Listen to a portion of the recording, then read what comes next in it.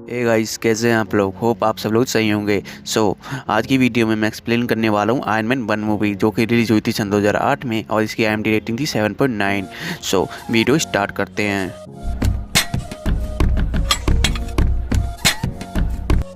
Movie start होती है अफ़गानिस्तान से, जहां हम देखते हैं हमारे प्यारे और जीनियस टोनी स्टार्क को, जिनके साथ कुछ सोल्जर्स भी होते हैं। तभी उन सोल्जर्स में से एक सोल्जर टोनी के साथ फ़ोटो लेने लगता है। तभी हम देखते हैं कि उनके ऊपर मिसाइल से हमला होता है, जिसमें सारे सोल्जर्स मारे जाते हैं, पर टोनी स्टार्क कैसे भी करके बच जाते हैं। और तभी उनके बगल में एक मिसाइल आकर गिरती है, जिसपे स्टार्क इंडस्ट्री लिखा होता है। तभी वो मिसाइल फट जाती है और उस मिसाइल के टुकड़े टोनी स्टार्क के शरीर में धंस जाते हैं और टोनी स्टार्क वहीं पर बेहोश हो जाते हैं। और जब उनकी आँख खुलती है तो वो देखते हैं कि उनको आतंकवादियों द्वारा किडनैप कर लिया गया है, पर वो आतंकवादी उसे नहीं मारते, क्योंकि उन्हें पता है टोनी स्टार्क एक जीनियस है और वो उससे वो सब बनवा सकते हैं जो पूरी दुनिया में कोई नहीं बना सकता। इसके बाद मूवी 36 घंटे पीछे चली जाती है, जहाँ एक अवार्ड शो हो रहा होता है और उस अवार्ड शो में टोनी स्टार्क को अवार्ड मिलना होता है, पर टोनी स्टार्क वहाँ नहीं आते। तो उनकी जगह उनके पार्टनर ओबिडिया स्टेन वो अवार्ड ले लेते हैं और कहते हैं कि टोनी स्टार्क कहीं बिजी हैं, इसलिए वो अवार्ड लेने नहीं आ पाए। लेकिन टोनी स्टार्क हमें एक कसिनो में पोकर खेलते दिखाई देते हैं, जहाँ उनका दोस्त आता है जिसका नाम रोडी होता है। वो टोनी को अवार्ड देता है जो उसको उस अवार्ड शो में मिला था, पर टोनी ये कहकर मना कर देते हैं कि अब उनके घर में जगह ही नहीं बची है वो अवार्ड रखने के लिए, इसलिए वो अवार्ड लेने से मना कर देता है। और तभी वो अपनी कार में बैठकर अपने घर जाने लगता है कि वहाँ एक रिपोर्टर आती है और वो टोनी स्टार्क से पूछती है कि आप दुनिया में सबसे खतरनाक मिसाइल बनाते हो, जिसमें बहुत से लोग मारे जाते हैं और उन लोगों में से कई बेगुनाह लोग भी होते हैं। जिस पर टोनी स्टार्क उस रिपोर्टर को कहता है कि जिस दिन इस दुनिया में अमन और शांति आ जाएगी उस दिन से वो हथियार बनाना बंद कर देगा, पर ऐसा होगा नहीं। इसके बाद हम टोनी स्टार्क को अपने घर में काम करते हुए देखते हैं और तभी वहाँ पेपर फोर्स भी आ जाती है, जो कि टोनी स्टार्क की सेक्रेटरी होती है। वो टोनी को कहती है कि आज उसकी अफगानिस्तान के लिए फ़्लाइट है, जिसके लिए वो लेट हो रहा है। तभी हम टोनी स्टार्क को उसकी गाड़ी से आते देखते हैं, जहाँ उसका दोस्त रोडी भी होता है, पर वो उससे नाराज़ होता है क्योंकि टोनी स्टार्क 3 घंटे लेट था। इसके बाद टोनी अफगानिस्तान पहुंचता है, जहां वो कुछ ऑफिसर से हाथ मिलाता दिखता है। दरअसल टोनी स्टार्क अफगानिस्तान में अपनी न्यू मिसाइल का परीक्षण करने आया होता है, ताकि वो उस मिसाइल को उन सोल्जर्स को बेच सके, और टोनी स्टार्क का वो परीक्षण सफल भी हो जाता है। तभी अगले सीन में हमें टोनी स्टार्क दिखाई देते हैं और उनके शरीर में एक वायर लगी होती है, जो कि एक बैटरी से कनेक्ट होती है। तभी टोनी स्टार्क की आंखें खुलती है और वो वहाँ एक डॉक्टर देखता है जिसका नाम येंसेन होता है। वो टोनी को बताता है कि जब उसे वहाँ लाया गया था तब उसके शरीर में बहुत से छर्रे थे, यानी कि मिसाइल के टुकड़े थे, जिसमें से कई मैंने निकाल दिए थे और कई टुकड़े अभी भी उसके शरीर में हैं, जो कि धीरे धीरे उसके दिल के पास बढ़ रहे हैं। तभी उसने एक शरीर में रिएक्टर लगाया है ताकि वो टुकड़े उसके दिल के पास ना पहुँचें। तभी वहाँ एक आतंकवादी आता है जो कि टोनी को एक मिसाइल बनाने का बोलता है, पर टोनी उन्हें वो मिसाइल बनाने से मना कर देता है। इसके बाद वो आतंकवादी टोनी को बहुत टॉर्चर करते हैं और तभी टोनी स्टार्क वो मिसाइल बनाने के लिए मान जाता है। और टोनी स्टार्क और डॉक्टर येंसन को पता था अगर वो मिसाइल बना भी देते हैं तभी वो आतंकवादी उन्हें मार देंगे। इसके बाद वो दोनों मिसाइल बनाने लगते हैं। तभी टोनी डॉक्टर येंसन को एक डिज़ाइन दिखाता है और कहता है कि यही वो चीज़ है उन दोनों को वहाँ से बाहर निकालेगी। और वहाँ पर आतंकवादी का लीडर होता है, उसे उन दोनों पर शक हो जाता है और वो उन दोनों के पास पहुँचता है, और जैसे ही वो डॉक्टर येंसन को मारने वाला होता है टोनी उसे रोक देता है और कहता है कि वो उन्हें नहीं मार सकता, अगर उसने उसे मार दिया तो वो मिसाइल नहीं बना पाएगा। तभी वो आतंकवादी उसे छोड़ देता है और कहता है कि अगर उसने वो मिसाइल एक दिन के भीतर नहीं बनाई तो वो उन दोनों को मार देगा।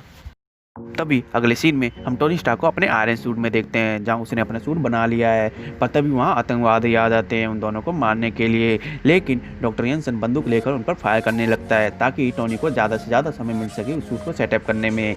तभी डॉक्टर येंसन को उन आतंकवादियों की गोली लग जाती है और जैसे ही डॉक्टर येंसन मरने वाला होता है तब वो टोनी स्टार्क को बताता है कि उसकी कोई फैमिली नहीं है, क्योंकि वो बहुत पहले मर चुकी है और अब उन सबसे मिल सकेगा।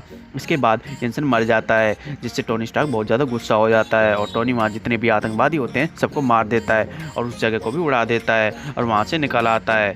और तभी वो रेगिस्तान में भटकने लगता है। तभी वहाँ पर उसे एक हेलीकॉप्टर आता दिखाई देता है, जिसमें उसका दोस्त रोडी भी होता है, जो उसे देखकर बहुत खुश होता है और वो सब टोनी को अपने साथ ले आते हैं।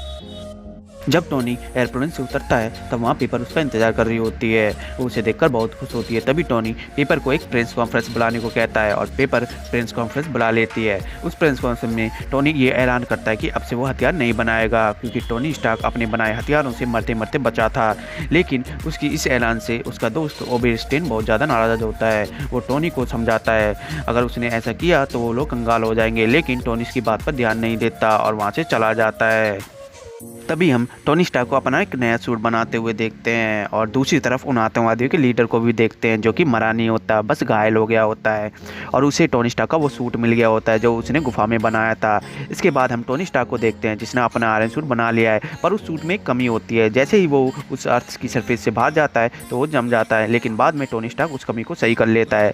तभी हम टोनी स्टार्क को एक पार्टी में देखते हैं जहाँ उसे पता चलता है कि उसकी इजाज़त के बिना वो लोग आतंकवादियों को मिसाइल बेच रहे हैं। इस बात से टोनी बहुत ज़्यादा नाराज़ हो जाता है और अपने नए सूट के साथ पहुंच जाता है अफगानिस्तान, जहां वो सभी हथियार तबाह कर देता है और जितने भी आतंकवादी होते हैं सबको मार देता है। इसके बाद अगले सीन में हमें ओबेडेस्टिन आतंकवादियों के लीडर से मिलता दिखाई देता है और वो उनसे टोनी स्टार्क का वो सूट ले लेता है जो उन्हें उस रेगिस्तान में मिला था। इसके अगले सीन में हमें टोनी स्टार्क और पेपर पोर्ट दिखाई देते हैं और टोनी स्टार्क पेपर पोर्ट को एक पेन ड्राइव देता है ताकि वो उस पेन ड्राइव की मदद से ओबेडेस्टिन के कंप्यूटर से सारी इन्फॉर्मेशन ले आए हथियारों की। और जब पेपर पोर्ट ओबेडेस्टिन के कंप्यूटर से इन्फॉर्मेशन लेने ही वाली होती है तभी वहाँ ओबेडेस्टिन आ जाता है, पर उसे कुछ पता नहीं चलता। जब पेपर वहाँ से चली जाती है तब वो अपना कंप्यूटर खोलता है और उसे पता चलता है कि उसने उसके कंप्यूटर से सारी इन्फॉर्मेशन ले ली है। तभी ओबेडेस्टिन हमें टोनी स्टार्क के घर पर दिखाई देता है, जहाँ पर वो टोनी स्टार्क को सुन कर देता है और उसके आर्क रिएक्टर को निकाल लेता है अपने सूट में लगाने के लिए जो उसने उन आतंकवादियों से लिया था। तभी हमें टोनी स्टार्क दिखते हैं जो कि बहुत कमज़ोर हो गए हैं, पर कैसे भी करके वो आर्क रिएक्टर ले लेते हैं जो पेपर ने टोनी को गिफ्ट के रूप में दिया था। तभी हम पेपर को शील्ड के लोगों के साथ दिखाई देती है। दरअसल वो लोग ओबेडेस्टिन को गिरफ्तार करने जा रहे होते हैं क्योंकि वो अपने हथियार उन आतंकवादियों को बेचता था। लेकिन तभी वो लोग ओबेडेस्टिन को उस आयरन सूट में देखते हैं और वो उन लोगों पर हमला कर देता है, पर तभी वहाँ टोनी स्टार्क आ जाता है और ओबेडेस्टिन के साथ लड़ने लगता है और लड़ते लड़ते वो उसे बिल्डिंग के ऊपर ले जाता है जिसके नीचे एक बड़ा आर्क रिएक्टर लगा होता है। तभी ओबेडेस्टिन टोनी को मारने ही वाला होता है, पर टोनी पेपर को जो उस बिल्डिंग के नीचे होती है उसे वो रिएक्टर की बटन दबाने को कहता है और पेपर वो बटन दबा देती है और उस रिएक्टर से एक तेज़ लाइट निकलती है जिसकी चपेट में आकर ओबेडेस्टिन मारा जाता है। तभी अगले सीन में हम टोनी स्टार्क को एक प्रेस कॉन्फ्रेंस में देखते हैं जहां रिपोर्टर उनसे कुछ सवाल पूछ रहे होते हैं, पर टोनी स्टार्क सबके सामने कहते हैं कि मैं हूँ आयरन मैन। तभी सारे रिपोर्टर हैरानी से खड़े हो जाते हैं और मूवी यहीं पर ख़त्म हो जाती है। दोस्तों, इस मूवी का बजट था $140 मिलियन और इसने कमाए थे $585 मिलियन।